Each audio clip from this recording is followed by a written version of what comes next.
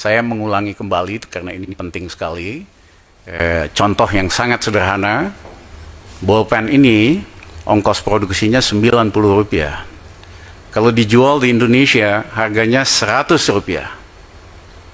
Tetapi seandainya bolpen ini dijual di New York harganya Rp1.000.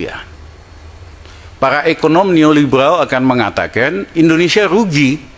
Karena kalau dijual di dalam negeri hanya 100, kalau dijual di luar negeri di New York ini Rp1.000. Inilah di belakang dasar dari banyak pikiran supaya harga di dalam negeri disamakan dengan harga internasional.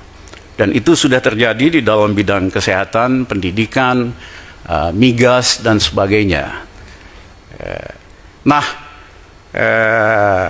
Harganya harga internasional, tapi pendapatan rakyatnya, pendapatan Melayu, pendapatan lokal. Jadi kebijakan seperti ini, strategi seperti ini adalah jalur cepat untuk mendorong proses pemiskinan struktural. Kenapa?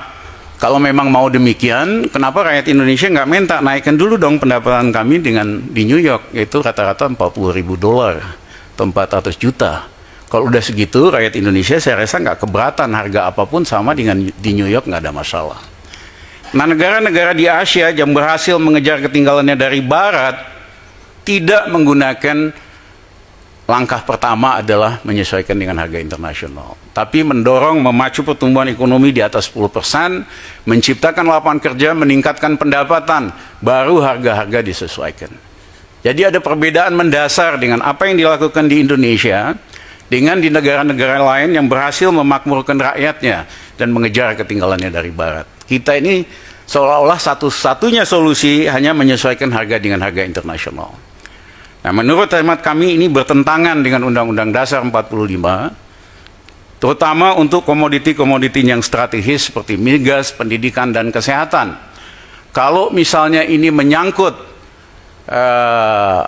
mobil, elektronik, dan lain-lain, kami nggak ada masalah, serahkan kepada mekanisme pasar. Tapi kalau menyangkut kepentingan yang strategis, negara berhak menentukan dan melakukan intervensi agar harga itu tidak selalu sesuai dengan harga internasional.